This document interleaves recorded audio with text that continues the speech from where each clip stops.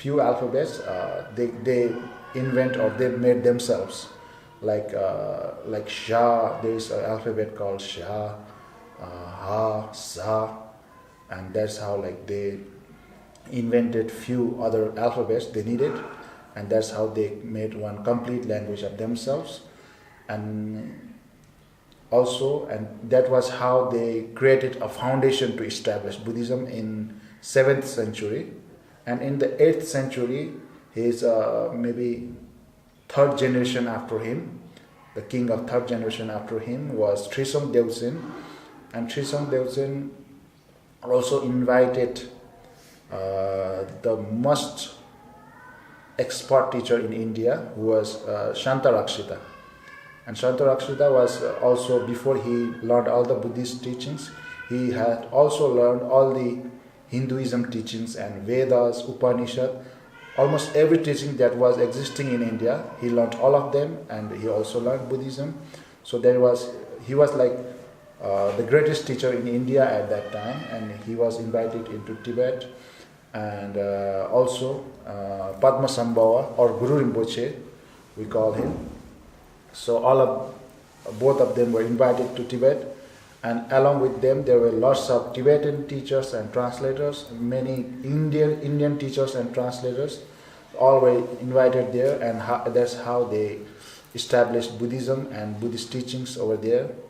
And after that, it's like 1800 years ago till now, and how the journey of Buddhism continued in Tibet, and it was within that journey the Tibetan Buddhism also got divided into few categories, few schools, and or the few schools of different philosophy which they try to understand Buddhism. And the idea of understanding that Buddhism got little bit conflicted, and that's how there's 4 major schools, also along with other 2 schools, almost 6 schools also, like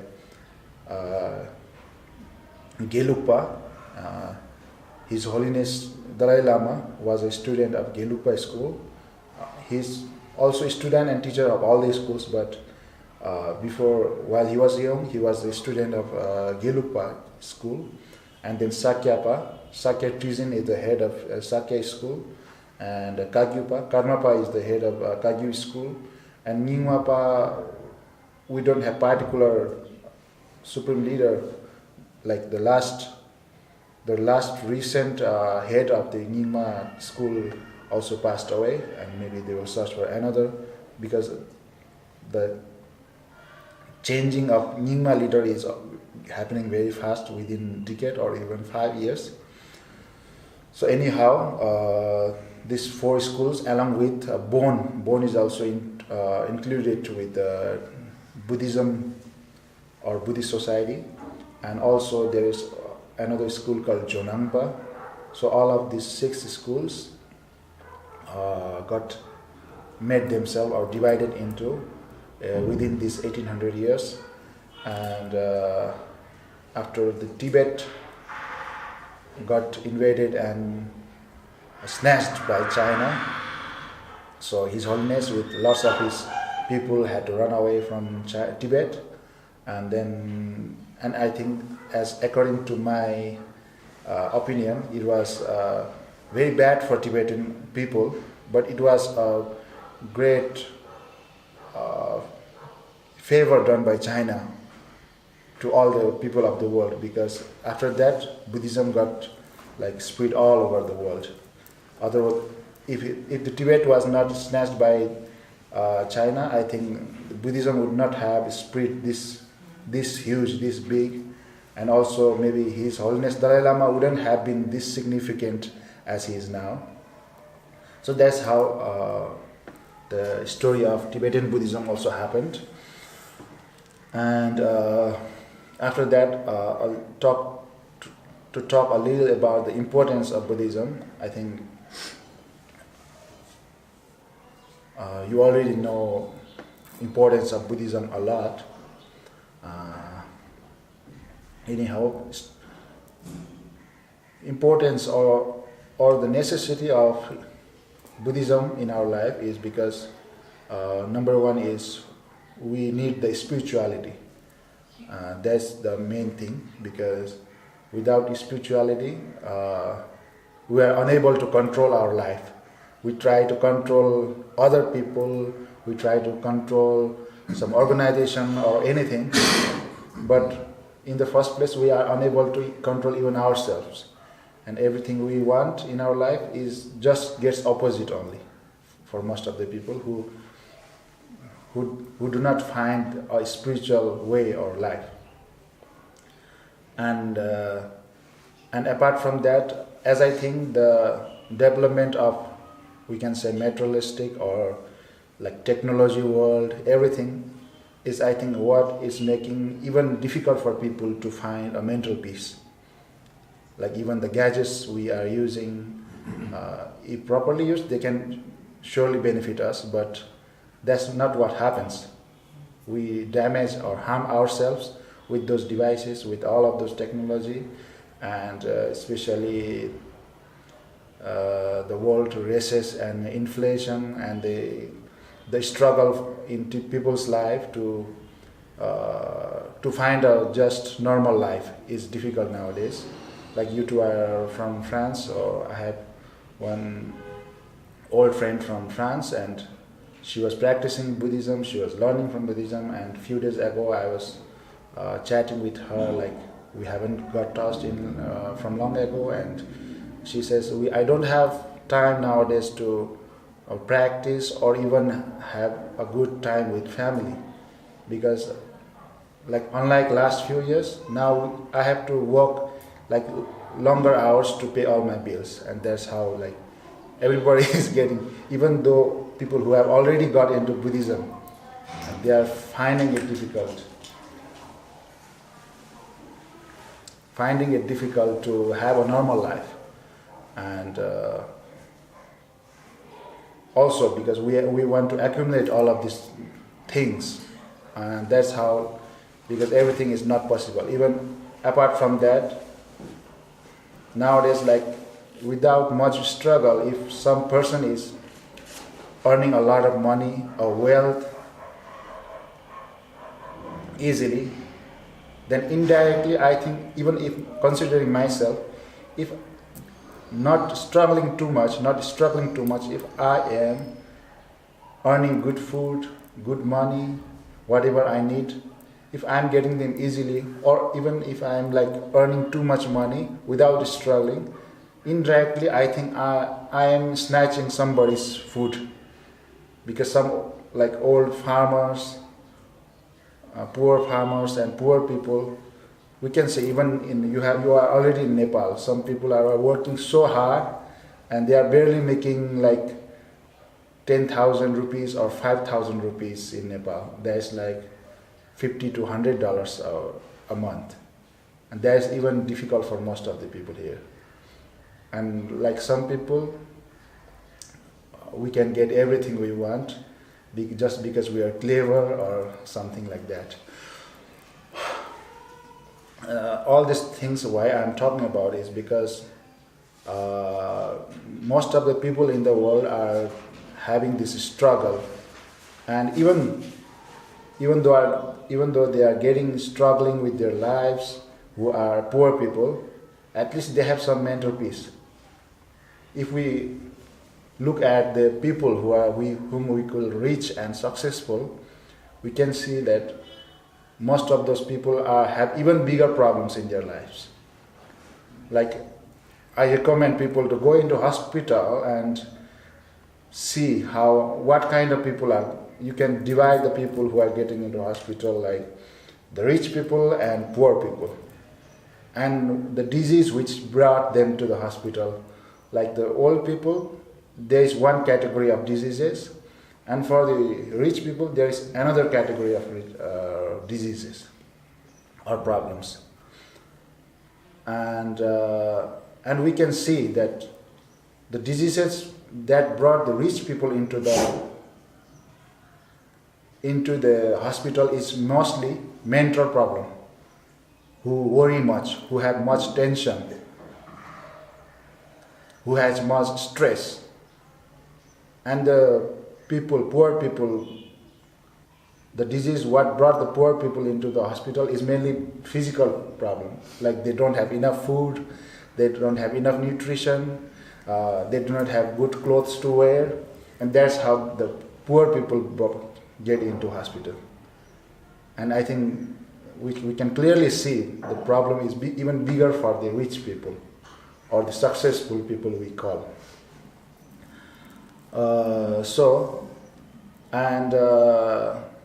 I don't want to say the rich people, we don't need to earn money, we don't need to get successful. I'm not saying that. I'm not trying to say that. But even if we accumulate all the wealth, it needs much technique, it needs much skill, the personal development skill that we can try to control ourselves and all those wealth. So it's what we need is, I think, the understanding. Understanding we can get from spiritual or Buddhism teaching, Buddhist teachings. So that's how, and that the understanding we get from teaching, learning Buddhism is also like how we train our mind. And Buddhism is, I think, all about training our mind. If we train our mind properly, then we can survive anywhere. We can be peaceful, we can be cool anywhere. And that's how Buddhism teaching helps us, I think. And also, like, all the problems that are existing in our society, I think that can be solved from the Buddhist teaching. And also, all the success or all the things we want to have ourselves can also be like solved from the learning Buddhism. So anyhow, this also one brief explanation of importance of Buddhism. And there's also another conflict, we can say, or discussion made by new Buddhist peoples all around the world, and also pretty much unexplainable or unanswerable matter is that whether Buddhism is religion or not. And to make it clear, like, religion has been playing its role as both as religion or not religion, which is like more of philosophy and more as a way of life, or even we can say a greater science, because the people who understand Buddhism is how we feel like is even a lot bigger than science. And apart from that, it also has played a role as religion, and mainly in the place in the Asia. And also, it also needed to play its role as religion in ancient times, because there is many other non-Buddhist religions, and to survive the Buddhist philosophy, Buddhist education, you need a religion at that time. Otherwise, it was difficult to protect. And that's how Buddhism also traveled this 2600 years as a religion, and also protecting or preserving its philosophy and its teachings. And also to differentiate between not religion and religion is also like even the people from today's generation, how we can differentiate is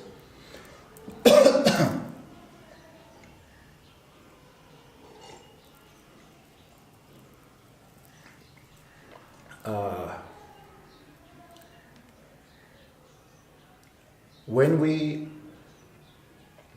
believe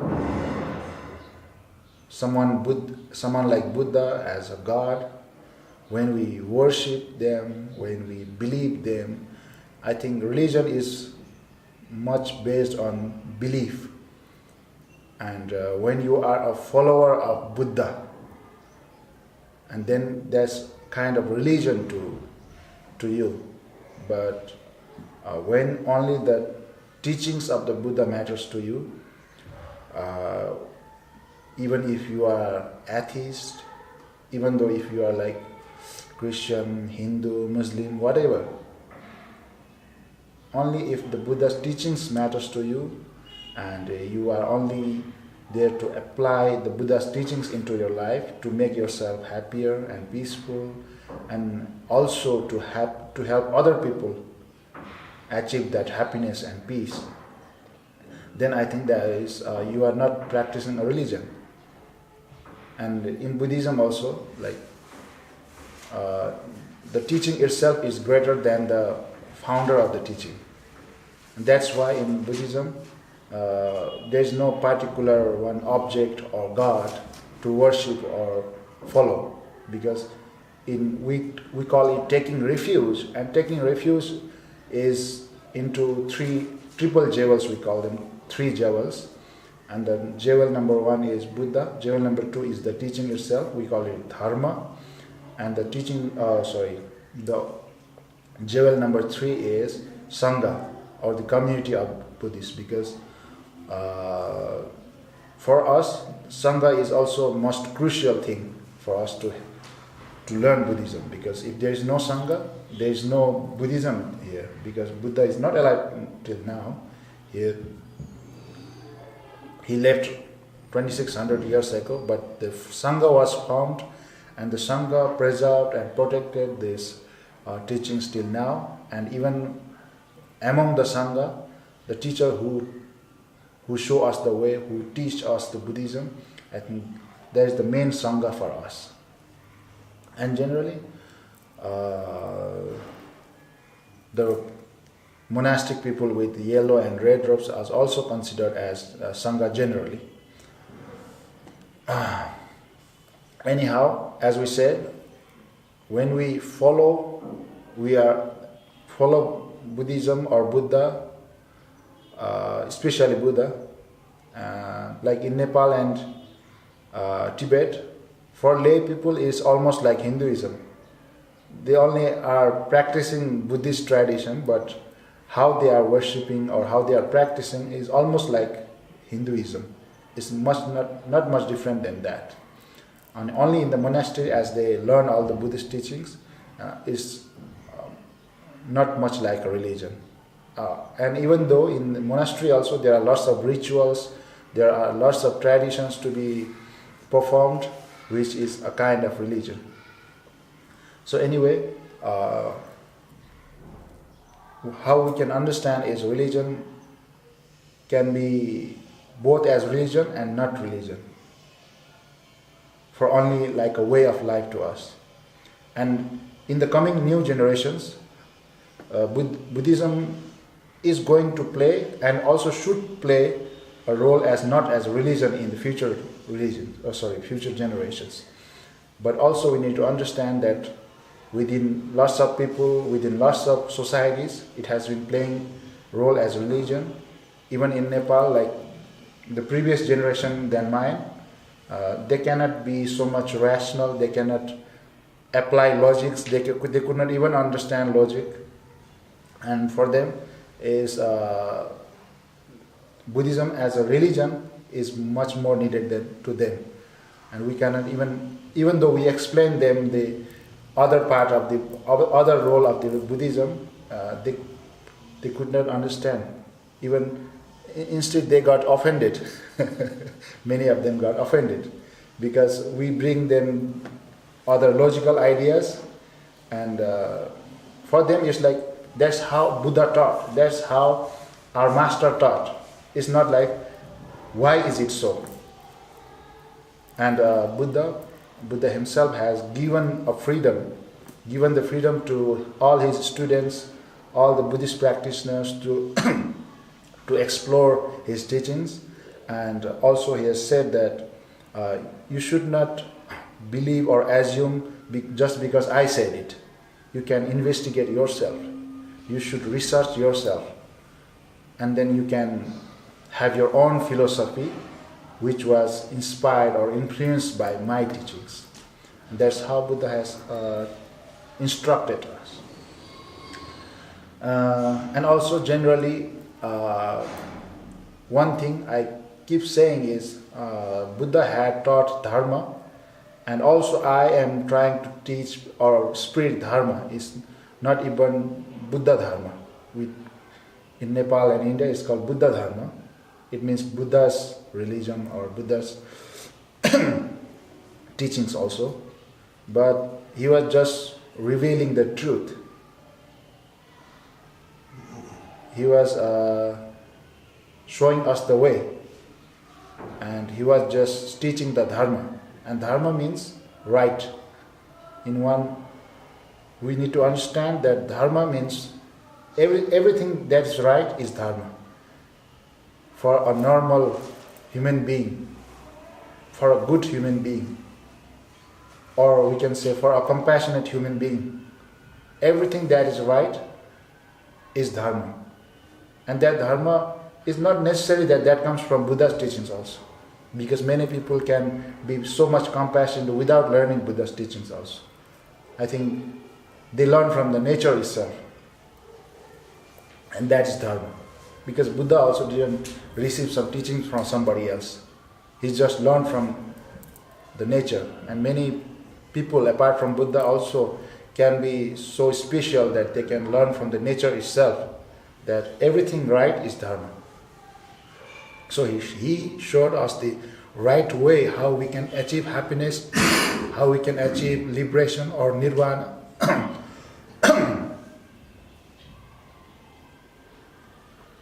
And another, in Tibetan perspective, Tibetan Buddhist perspective, another definition of dharma is to improve, to develop, or to correct yourself. In Tibetan, Buddha Dharma, Buddhism is not even called a Buddhism or Buddha Dharma. In Tibetan is called inner practice or inner dharma.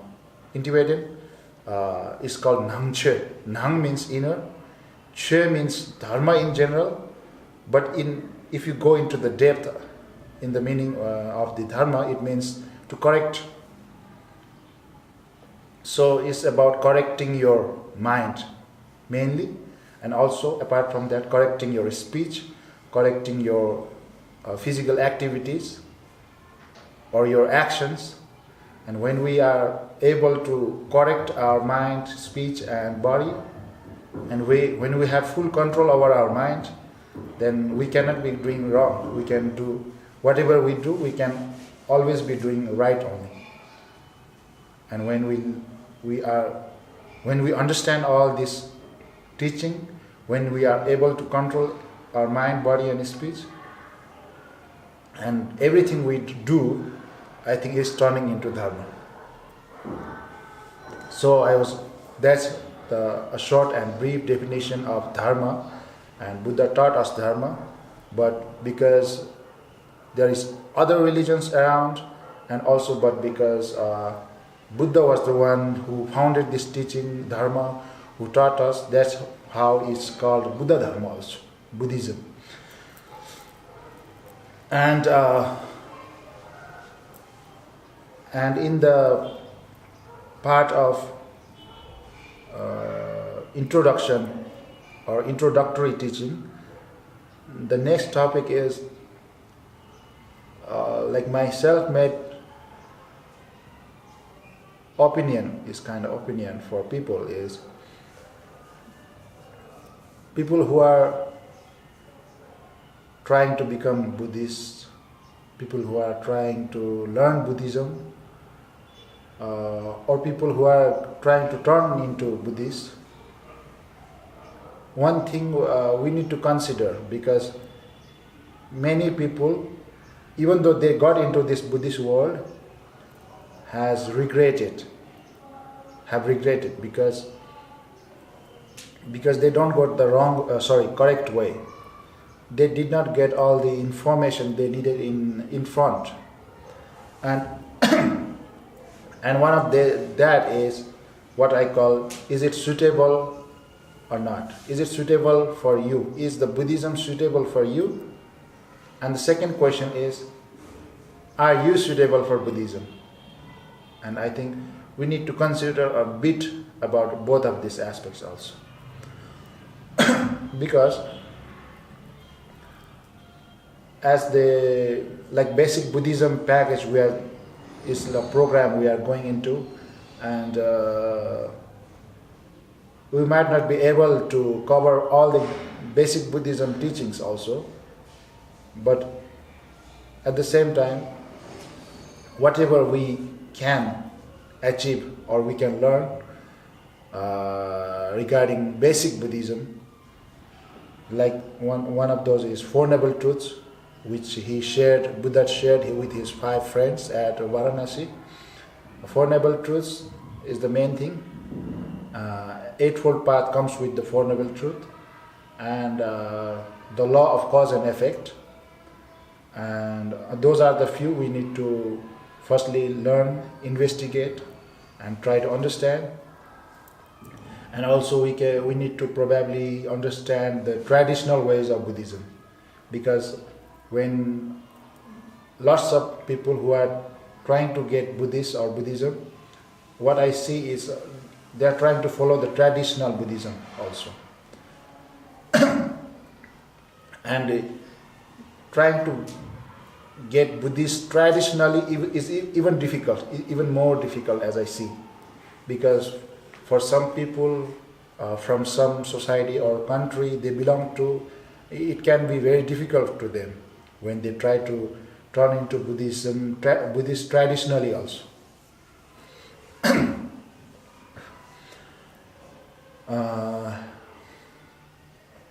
And also we need to understand the main philosophy of Four Noble Truths and cause and effect. And also one of the main factor is Buddhism is almost a little bit kind of atheism. It's not like non-atheism, like almost most of the other religions. We need to believe in God, and even their main teacher, the founder teacher, is considered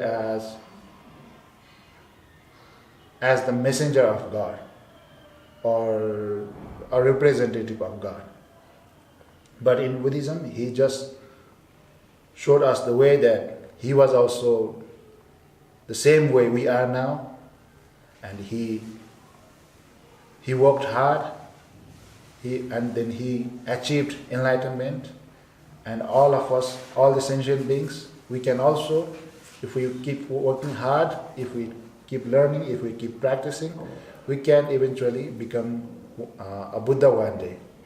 And that's not like someone